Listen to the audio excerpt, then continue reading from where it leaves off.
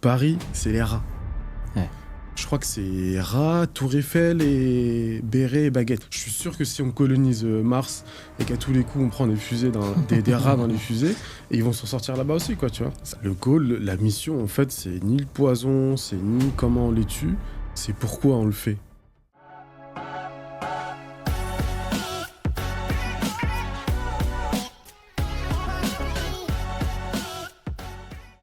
Je suis ravi de vous retrouver pour ce nouvel épisode de Suis-je bête, le podcast qui explore votre interaction à l'animal. Et aujourd'hui, j'ai le plaisir d'accueillir Kevin Granadarios. Alors, je vais te présenter, mais tu vas compléter parce que... Vas-y, j'ai confiance. Je serai forcément pas exhaustif vu toute ton expertise. Fondateur de Cosmos Solutions, donc tu es spécialiste d'ératisation, désinsectisation, qu'on aime bien dire de manière simpliste, 3D. Expert en appel d'offres auprès des secteurs publics.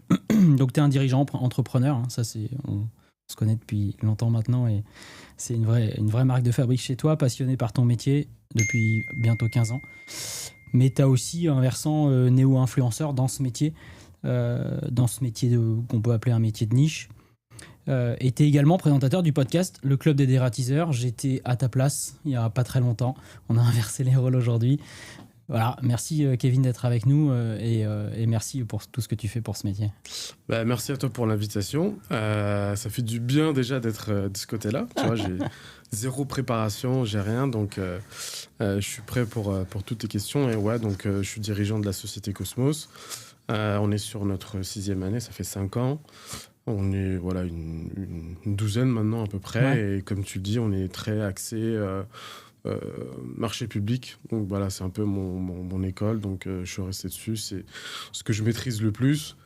Et on dit souvent, on met pas tous les œufs dans le même panier. Mais moi, clairement, oui, tout dans les mêmes paniers. Tout ce qui est collectivité, département, territoire, institution, ministère, c'est ma branche. Alors effectivement, je suis plutôt ravi que tu sois avec nous aujourd'hui parce que tu as une approche du métier assez originale. Tu te focalises pas forcément que sur l'animal, mais aussi sur son environnement pour essayer de résoudre les problématiques de manière durable.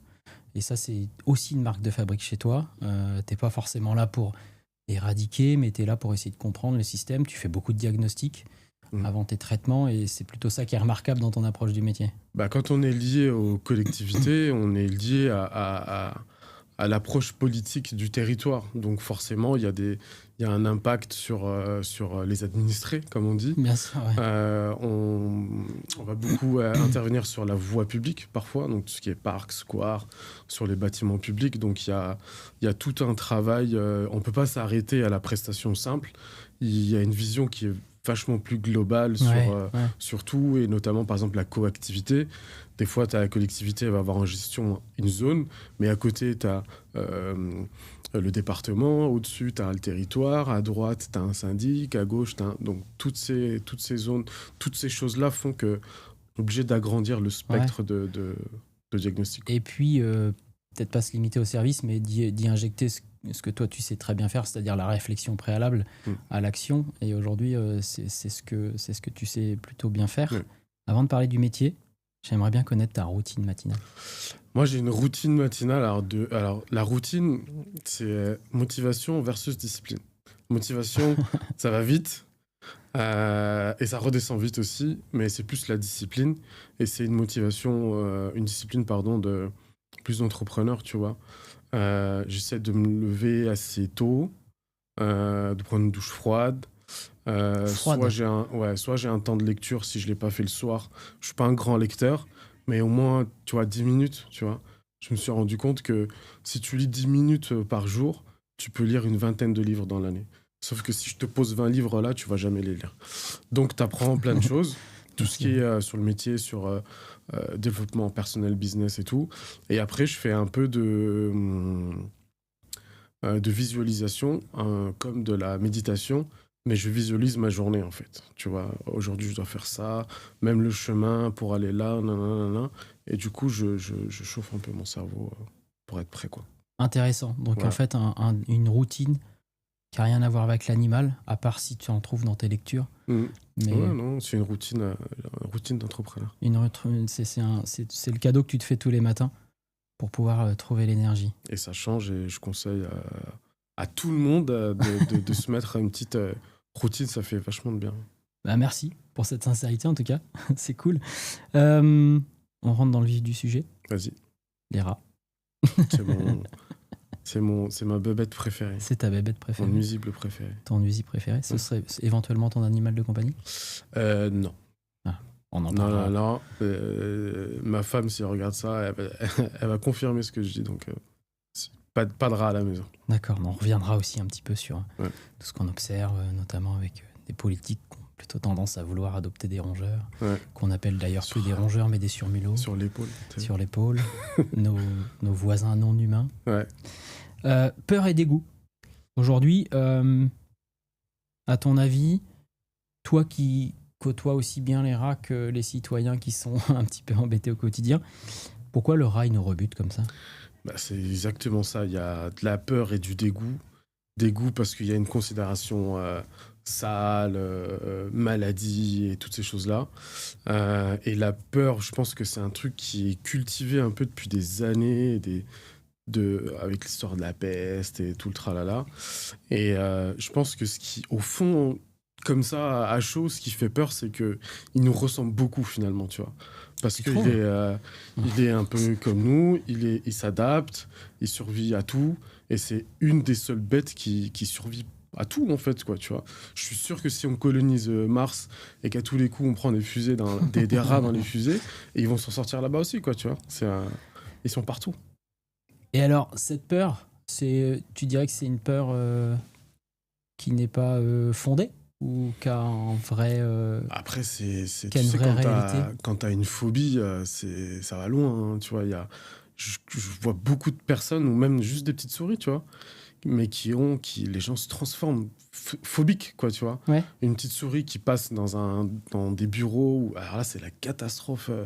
T'as tout le monde qui s'en mêle, ça monte à l'hygiène, jusqu'à tout le monde. Ça crée une panique totale, quoi. Et alors pourquoi cette panique elle est ancrée en nous? Tu penses que c'est à cause des aspects sanitaires que ces animaux représentent? Ouais, je pense que c'est le lien historique et c'est cette peur la peur de la maladie, de choper un truc ou vraiment de l'avoir loin de soi, quoi. Si t'as une personne qui a un rat qui passe sur sa chaussure, il va la jeter, sa chaussure, quoi.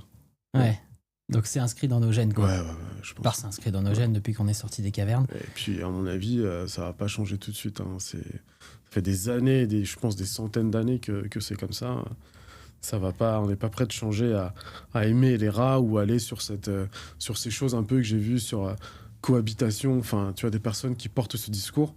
Va en parler aux personnes qui habitent au rez-de-chaussée où il y a des rats.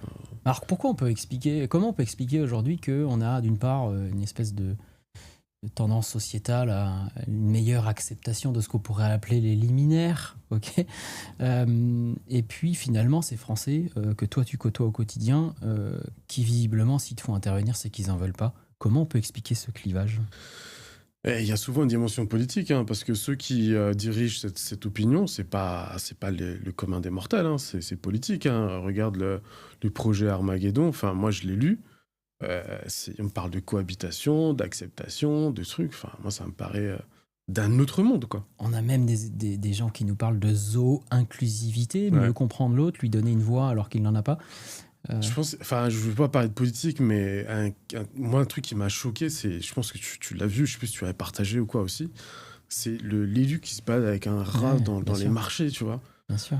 Mais en plus, le rat qui se balade là, c'est un rat domestique, hein, tu vois, bien joli, blanc et noir et tout. Tout à fait. C'est pas celui qui bouffe les poubelles dans les bâtiments ou celui qu'on côtoie, quoi.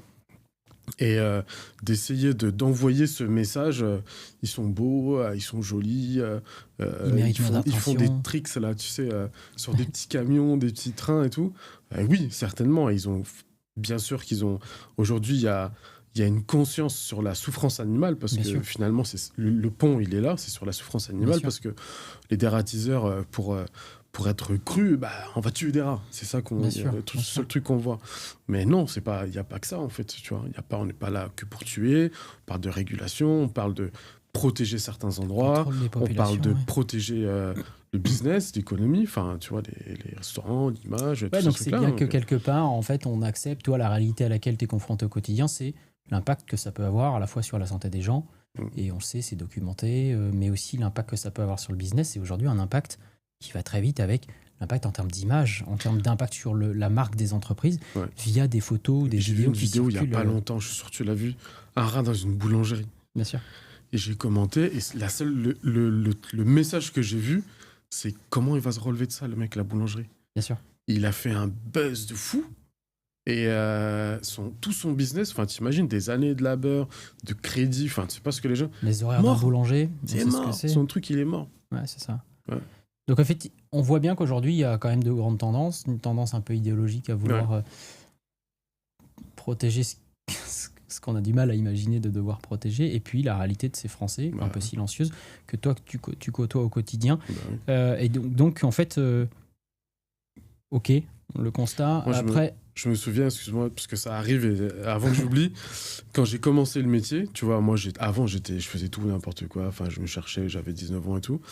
Et quand je suis arrivé dans ce métier-là, dans la boîte où j'étais, on faisait ça déjà, les marchés publics, du coup, les écoles, restauration et tout, crèches, etc. Et en fait, le premier truc qui m'a choqué, c'est d'être confronté à autant de situations où il y a une souris, il y a des rats, dans des crèches, dans des cantines, dans des écoles. Et je me suis dit, putain, c'est un truc de fou. Enfin, je pensais pas qu'il y avait autant de situations, autant de problèmes, quoi, tu vois, à proximité des enfants, des bébés. Enfin, tu vois, c'est comment tu veux avoir cette réflexion à cet instant-là quand tu as des rats dans une crèche où il y a des bébés. Demande à n'importe quel parent qui va te dire oui, ils ont un cœur et tout. Enfin, non, ils ont un cœur, mais loin de la crèche. Alors, c'est vrai que tu le disais assez justement, il y a ce versant souffrance animale. Est-ce qu'on peut s'y prendre autrement ? Moi, j'ai une question à te poser, c'est c'est le poison ou c'est on revoit nos pratiques du vivre ensemble et on essaie d'intégrer un peu plus de non pas du pourquoi je fais ce métier, mais de comment je le fais. Parce que toi, tu as déjà beaucoup évolué sur comment je le fais. Et à ton avis, où est-ce que tu places le curseur entre réguler et finalement informer les citoyens pour vivre autrement ? En fait, le goal, la mission, en fait, c'est ni le poison, c'est ni comment on les tue, c'est pourquoi on le fait. C'est ce risque de maladie, ce risque de transmission, ce risque sanitaire. L'impact sur l'image aussi, tu le disais. Et les gens, enfin, en tout premier, moi, je mettrais l'impact sanitaire, en tout premier. Les gens se rendent pas compte. Et même moi, par exemple, dans la boîte ou auprès des techniciens ou auprès des nouveaux, par exemple, j'essaye de leur inculquer ce why, ce pourquoi on fait ça.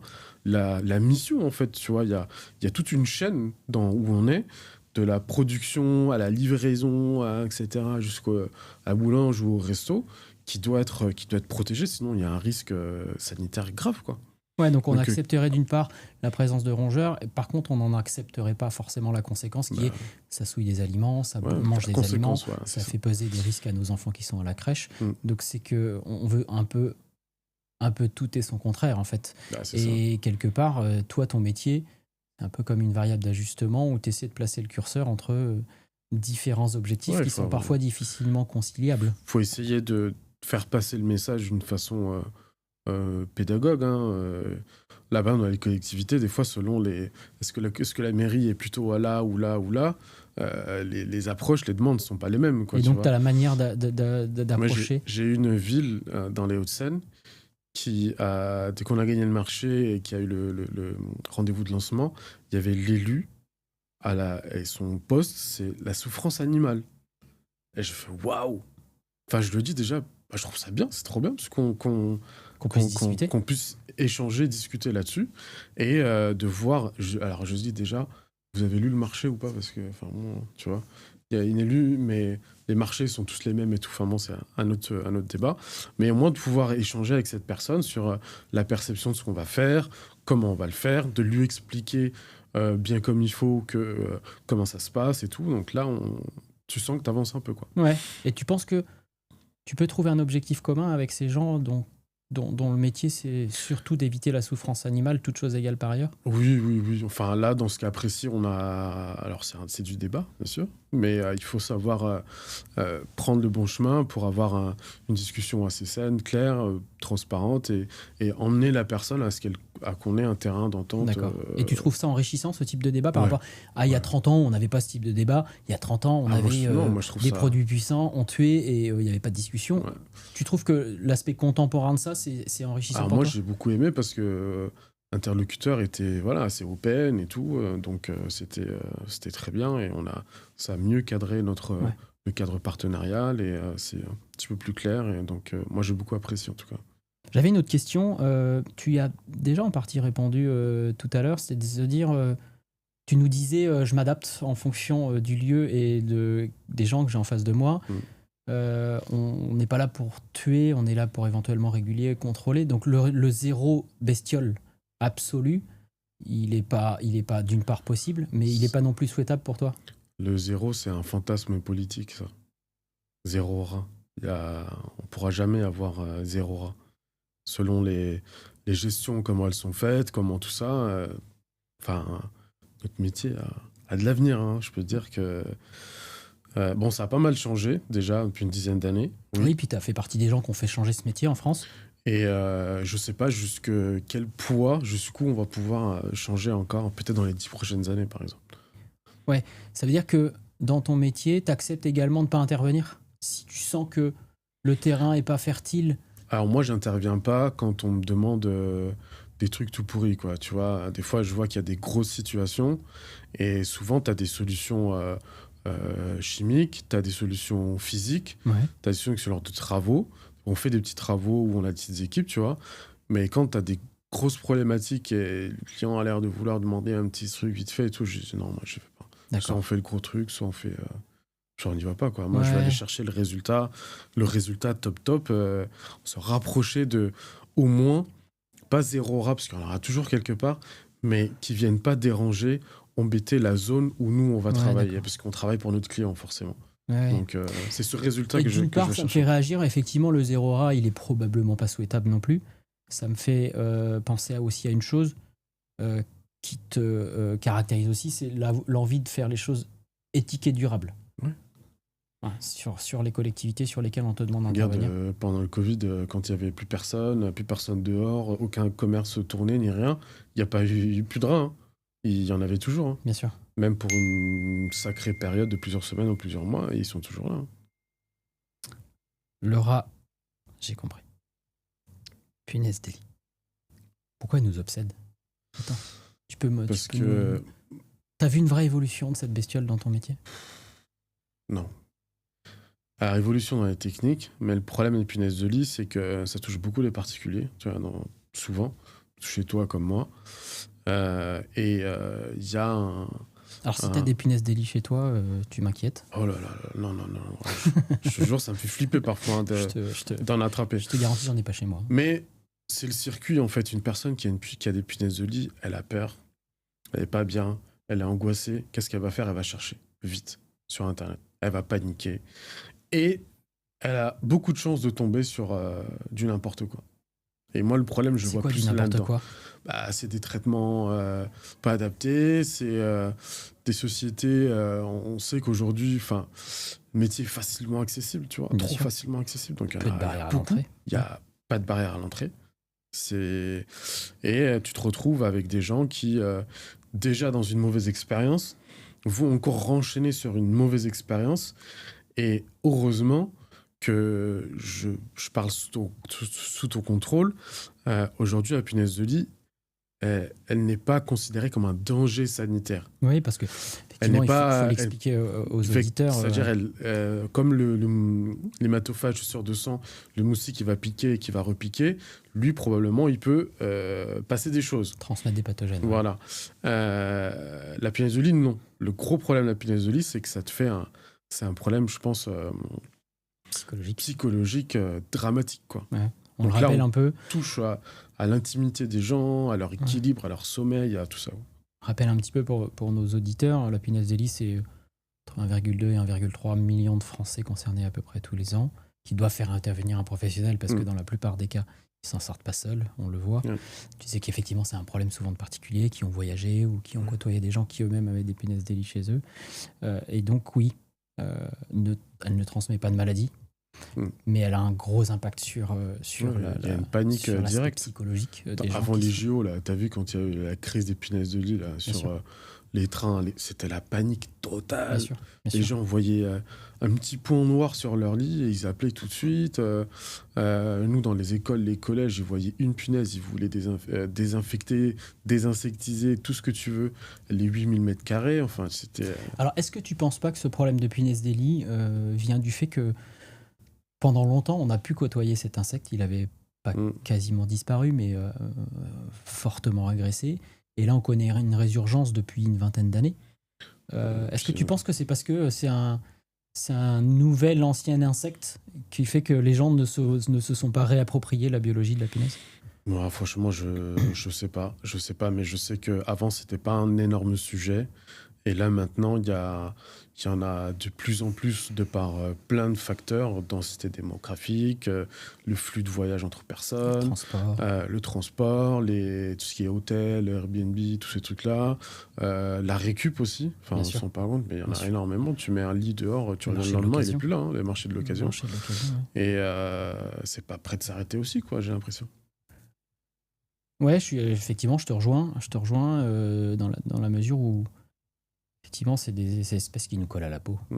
Hein, on voit le rat qui est très dépendant de notre activité, Pour le coup, hein. sans mauvaise image. Mais la punaise, c'est une espèce qui nous colle à la peau. C'est nous qui la transportons. Elle bouge très peu elle-même. Elle bouge beaucoup avec nous. Mm. Donc, effectivement, c'est très intéressant. Moi, j'aimerais bien aussi reparler un peu avec toi sur le lien entre les infestations de ces espèces-là et puis ce que ça dit des inégalités qui existent dans notre société. On en a tous sous les yeux aujourd'hui.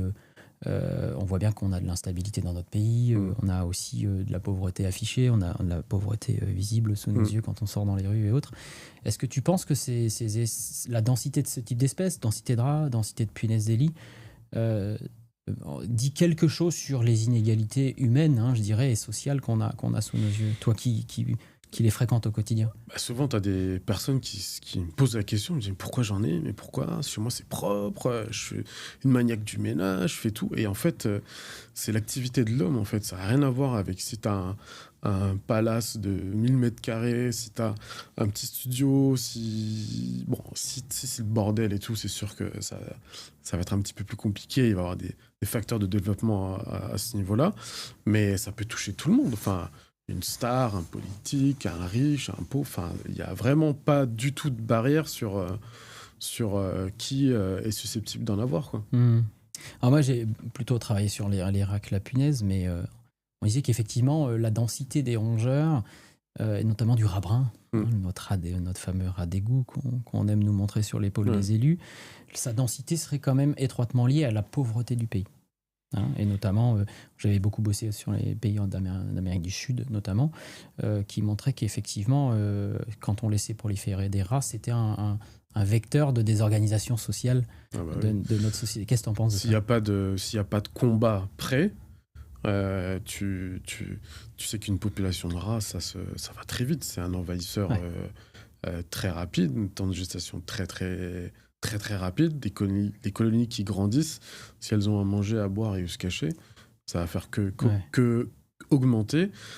Si tu es dans une ville ou dans un endroit, en fait, les territoires ils vont grandir. Et s'il n'y a pas de combat, qui vient souvent de la décision politique, parfois, bien sûr. Et il va y en avoir plus, quoi. Ouais. Donc si effectivement, merci en tout cas pour cette sincérité dans tes réponses. Si j'essaie de synthétiser un peu, c'est de te dire, ça sert à rien de nous faire croire qu'il faut pas toucher à ces bêtes, ou ça sert à rien de nous faire croire qu'il faut qu'on apprenne à vivre avec. Le quotidien, ton quotidien, Kevin, ton quotidien nous montre effectivement que c'est pas possible de vivre avec et que la régulation, elle est importante. Pas n'importe quelle régulation, pas n'importe comment. Bien sûr que la souffrance animale, faut la prendre en compte, mais que c'est illusoire de croire qu'on peut ne rien faire. Ouais, c'est exactement ça. Moi, sur les situations que nous on voit, je me suis déjà posé la question d'essayer de qu'est-ce qu'on peut faire pour être un petit peu plus peace and love là-dessus et tout. Donc, c'est des approches, c'est de la pédagogie, des choses, mais on est obligé de combattre. C'est un combat, en fait. Et soit on nous donne les armes pour, entre guillemets, soit on laisse faire et il suffit juste de regarder ce qui se passe après. Et ça y est, ok, on fait rien, on laisse faire, on cohabite et on va voir le résultat. Et aujourd'hui, la France, Paris, moi j'étais il y a pas longtemps, là, j'étais au Mexique, j'étais aux États-Unis, j'étais en Floride et tout. Tout le monde, Paris, c'est les rats. Ouais. Je crois que c'est rats, tour Eiffel et béret et baguette, tu vois. Ouais. Mais c'est les rats, en fait. Ouais. C'est l'image qu'on renvoie à l'international. Ouais. C'est pas... Pas très flatteur. C'est pas un ressenti ni rien, c'est que c'est comme ça, enfin vraiment. Et je pose des questions aux gens, tu vois. Et en plus, à Ratatouille, alors là, c'est le top. Ouais. Tu vois, Disney, chaque pays, chaque ethnie, chaque truc a sa petite histoire. Et nous, c'est bien, c'est la gastronomie et tout, mais c'est les rats aussi, quoi. Donc Bien sûr. Et c'est assez ça récent. cultive, et c'est l'image qu'on renvoie dans le monde, actuellement. Donc, au travers de tout ce que tu nous dis, ton interaction à l'animal, je la comprends. Elle est assez raisonnée, mais tu as aussi une interaction triptyque à l'animal, mais aussi à son environnement et aux gens qui vivent autour, parce que, en fait, c'est indissociable, quoi. Parce que les animaux sur lesquels tu bosses, il faut des hommes pour qu'ils... Ils seront toujours dans le coin, ils sont toujours près de nous. Tant qu'il y aura des déchets, tant qu'il y aura, là aujourd'hui, des nouvelles constructions, ils font des constructions avec des espaces verts où ils réfléchissent pas spécialement. Ouais. Enfin, je fais pas le grand savant non plus, tu vois. Mais quand je vois les plans, les trucs, je me suis dit, mais mon gars, tu vas avoir des rats dans 6 mois après. Dès que tu vas livrer ton programme à plusieurs millions d'euros, là, tu vas avoir des rats dans le semestre qui vient parce que tu n'as pas pensé à ça. Ouais, et puis il avait toutes ces grandes actions de revégétalisation de la ville pour baisser la température de surface. La ville de demain, enfin, la Smart City, il faut penser à nous. À tous ces trucs-là. Il faut penser à toi. Ouais. Merci pour cette sincérité, transparence dans ton interaction à ton métier, mais surtout un métier basé sur la biologie et l'animal. Dernière question. Si tu avais un animal totem, ce serait quoi ton animal totem ? Franchement, j'aime beaucoup. Qui pourrait être ton animal de compagnie aussi.